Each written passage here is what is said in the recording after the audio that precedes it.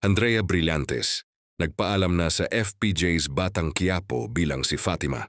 Maraming netizens ang nalungkot sa pag-alis ni Andrea Brillantes sa hit, kapamilya teleseryeng FPJ's Batang Quiapo. Sa mga huling eksena niya bilang Fatima, ipinakita ng aktres ang matinding emosyon at husay sa pagganap dahilan para maraming manonood ang maantig at mapahanga sa kanya. Sa social media, pumuhos ang mga mensahe ng pasasalamat at paghanga mula sa mga tagahanga ng serye. Marami ang nagpahayag ng kanilang panghihinayang sa pag-exit ni Fatima.